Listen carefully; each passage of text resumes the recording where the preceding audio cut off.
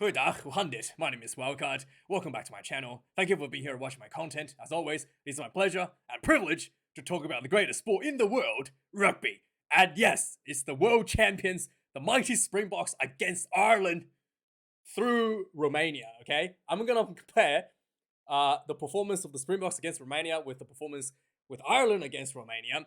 First up, yes, I did watch this match on replay. I didn't get a chance to watch it live, and I'm really glad I watched this on replay because the Springboks, and thank you to the Springboks for putting a smile on my face within 2 minutes of the match kickoff. And yes, and it was really, really nice to watch, really enjoyable. No stupid penalties, nothing too crazy. No one got red carded. Yeah, so thanks for curing my depression. The Springboks, I do appreciate it. And yeah, so I thought I'd take this opportunity to compare the Springbok performance against the performance of Ireland against Romania just last week. And, you know, it's kind of interesting to see, you know, both teams scored 12 tries. Obviously, the scoreboard's difference comes down to goal kicking. Again, the Springboks, big question, does, you know, Faf de Klerk plus Damien Valenza plus man in the block equals 100 Pollard? Okay? Actually, it doesn't actually work like that when it comes to goal kicking, but it's not exactly an addition.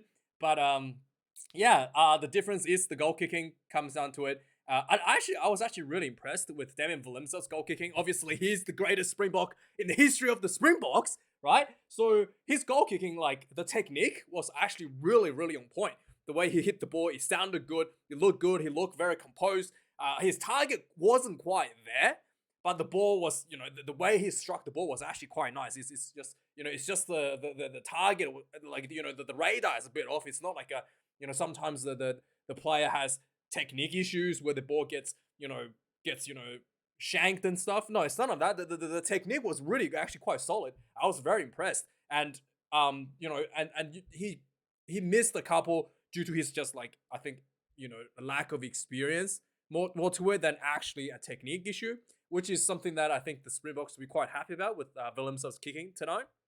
And we know how his kicking has always been really, really bad, like, you know, 50% in the past. And, you know, so like massive improvement from him. Also, we know man in the block when he's on point, and, you know, when he's mentally prepared, he can get 100%. So against the All Blacks, he get 100% anywhere in the field.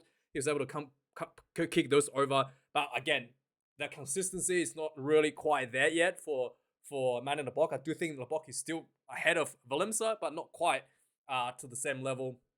Actually, I'm not even sure if I can say that he's not quite at the same level as 100 Pollard, because you guys probably remember, Pollard was on and off at days as well when he was, you know, last player for the Springboks, and I think it was against Wales maybe in the November Test series last year. One game he will be like 100%, the next game he will be like 60. It's not exactly, you know, getting Pollard back in. It's not exactly like a cure for the problem, in my opinion, especially considering that he's been, you know, out injured for quite some time now. So yeah, I think currently the Springboks just really have to decide who can handle the big moments better.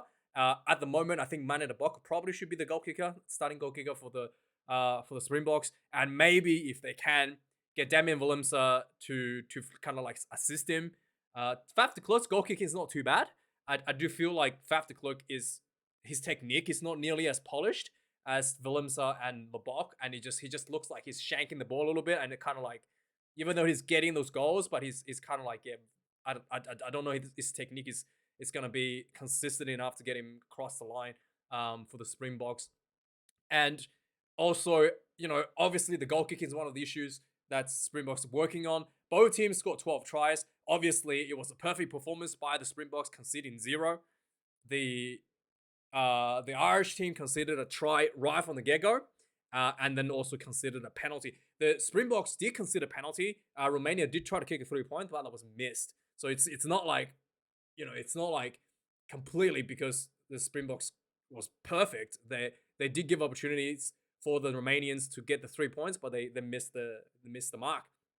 Also, another thing that I thought was quite interesting, this was played in a bit of rain. There was a big period in the middle of the game where it was bucketing down, and I was worried that it was storming as well. I was worried that they might cancel the game And I'm pretty sure there's some kind of rule in rugby, and somebody can probably know this better and let me know in the comments, that if the game has played a certain amount of time, then it's cancelled, then it'll count. And if it's less than that time, it'll actually be considered a draw.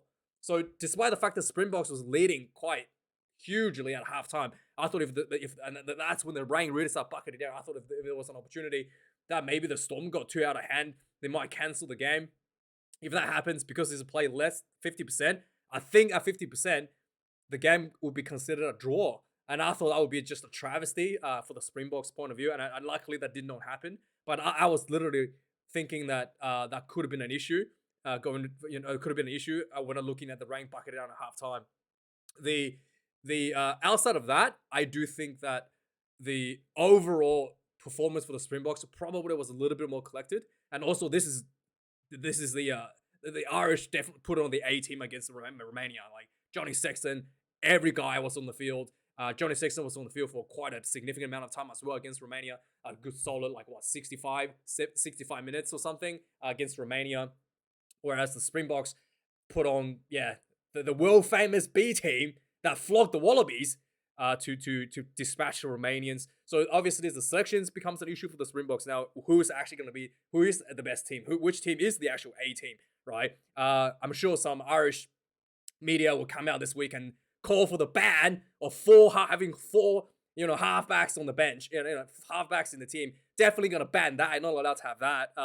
So the Springboks is trying all different sort of things. We saw Marco van Staden not just throwing lineouts, but he was in the hooker position. Obviously, with Malcolm Marx injured, Marco van Staden is basically now considered the third hooker for the team. Obviously, Dion Fourie is the second hooker. They had him throw a couple of balls just to make sure that he's still functioning as a hooker. But for the most of the game, he was put into the flanker position. And then Marco van Staden was actually in at the hooker to give him some more time in that experience in that front. The Springboks did not score 13 tries. I'm pretty sure it's 12. 2, 3, 4, 5, 6, 7, 8, 9, 10, 11. Yes, 12.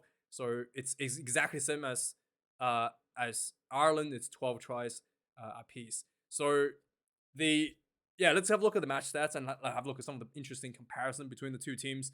The run meters are a little bit shorter than the Ireland had more run meters. When remember that Ireland ran pretty much fully into the field all the way to the 80-minute mark to try to get that extra point on the board, just to make a statement. Springboks a little bit less, 810 run meters. Villarreal seems to be the worst player in the world today. He was making absolute amateur errors, knocking the ball on, dropping the ball left and right, setting up a couple of tries as well. And it looks like Villarreal plays his best rugby whilst under pressure. When he's too relaxed, having a day out there, in the rain, having a bit of too good of a time. He's just making way too many mistakes. So definitely make sure that Villarreal don't have too much fun go into a match. And the turnovers conceded, I'm pretty sure this stat is incorrect. I don't think the Springboks conceded 17 turnovers against Romania. And also don't think that Ireland conceded 18 turnovers against Romania. I think there's some kind of mistake here because that does not look right in any case or shape or form. But the defense, it looks like Ireland actually has a slightly better defense. 62 tackles made, 11 missed tackles. The Springboks missed 19 tackles against Romania. Romania hardly had any ball at all. Romania also made 35 missed tackles to the Ireland's 40 missed tackles. When it comes to these things, there's a lot of times the tackles are not attempted at all and just led to straight up tries. So the stats is not really a comparable one. But the missed tackle count for Ireland and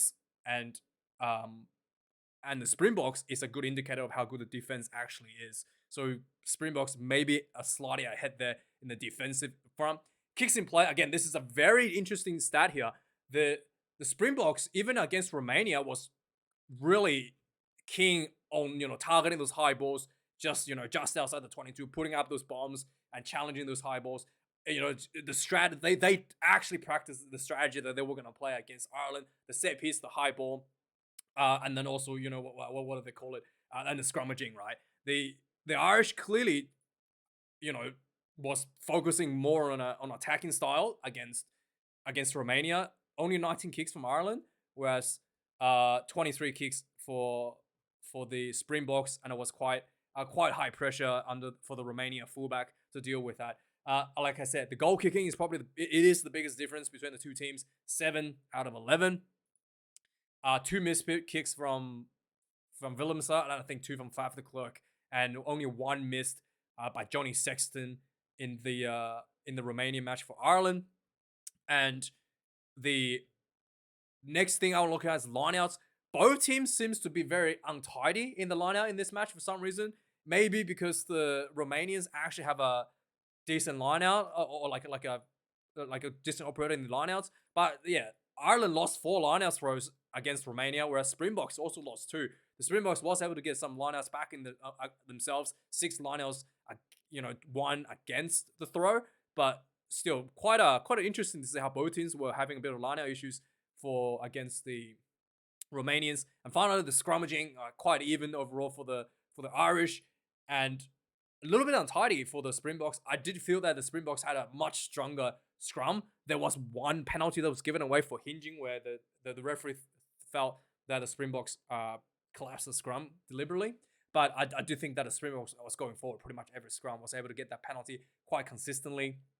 And despite the stats saying that there was one scrum loss. So the scrum battle is still quite yet to be determined who's going to edge out of that between the Springboks and Ireland. Again, the penalty count quite good for both teams. 5 penalties for Ireland, 7 for the Springboks. Like not crazy, outrageous. Like 12. Like some other teams committed this weekend. The Romania was under the gun. A lot of technical penalties for Romania. For the 18 penalties they considered, no yellow cards because there was a lot of like scrum penalties. There was a lot of there was a few more penalties. I was worried that there might be a yellow card. There was a penalty try.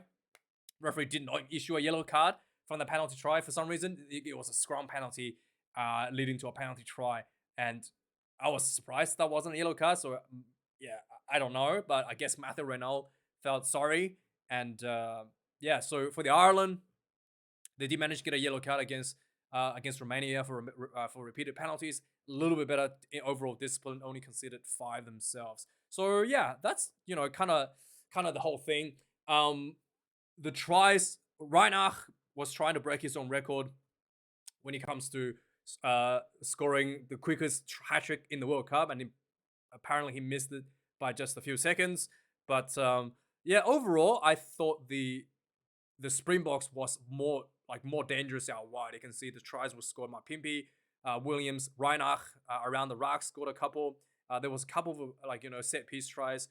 Villy Leroux was able to find some space out wide. So there was a lot of width to the Springboks attack in terms of scoring those tries. The Irish team was actually breaking through the middle much more than the Springboks were doing. Like they were able to link up and just find that space between the tighter channels to get themselves on the try. So you can see that the winger, which it would have been James Lowe and who was the other winger? Let's just say the wingers.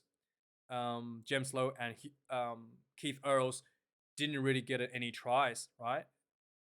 Yeah, so neither of the wingers were able to get any tries for the Irish team, which shows you that their attack is jammed down the center of the field a lot more with support running, whereas the Springboks are much wider. I can see, Mapimpi, Grant Williams is the other winger, number 14. He did really well. He normally plays halfback, and he was extremely fast. And there was a few technical tries with Moore and penalty try. Jack Furey, Moore try. Reinach, big quick and go. Willemse, some space out wide as well. Mapimpi out wide. Reinach finding a quick running himself. Again, a lot of width in the Springbok attack, and this will be a very interesting battle coming up next week. How the Springboks forwards going to have to jam into those Kaiser tighter channels to shut down that Irish attack, and then how for the Irish perspective, how they have to open wider with their defense to shut down the Springboks kicking game and the wider channels that the Springboks likes to attack. Yeah, so that's pretty much what I want to talk about in this review. Go watch the replay. It's way too much to recap in the game, just to go through all the points. The Springboks managed to skewer the bonus point in 12 minutes, so that was very impressive. I was already smiling after 12 minutes. The game slowed down a bit after that because of the rain. There was a couple of denied tries due to some technical errors between the Springbok forwards. Nothing too crazy happened. Reinach got his hat trick 21 minutes into the game. I think it was 24 minutes into the game. Oh yeah, I think that was the case. But wait, let's just look at this. We can see that Reinach got the hat trick at 23 minutes into the game. Yeah, just apparently his record was like 21 or something, so just missed out. And pretty easy. Second half, the Faf de Klerk came on as a fly half for Damien Willemse. And obviously, it's Faf de Klerk, right? The first thing Faf de Klerk does, everybody already knows, is kicking the ball away. And he did exactly that. He came onto the field. Literally, first time he touches the ball, he kicks the ball. He literally was like, oh, what am I doing? Am I halfback? Am I fly half? Ah, let's just kick the ball away. Just do default mode for Faf de Klerk, kicking the ball away. I got a good chuckle out of that one. So yeah, that's pretty much it. Willie LaRue, like I said, had a pretty rough times, dropping the ball everywhere. There was like a nice break by Caden Moody. He like ran down the field, had everybody in support, and then there was like 4 people in support, right? And Caden Moody looks around trying to pick out the person, and he decided to throw it to Willie LaRue, who tries to throw another pass over the top, and he just like completely drops the ball. Oh, like he literally picked the wrong person. He could have picked anybody else, would have been a try, and he picked out Willie LaRue, who was having a pretty rough day. He did kind of like make up for it at the end, where he kind of like just jogged slowly through the defense to score a try right at the end. But yeah, it was very, very fun game to watch. So yeah, go watch the replays, guys. Thanks for watching this video. Like, comment, subscribe. Let me know your thoughts. And yeah, thanks for supporting. I appreciate anybody who donates money to me. And yeah, have a good one, guys. I'll see you guys next week for the news on potentially Wednesday for the Springbok team announcement. But yes, thanks for watching. See you guys then. Cheers.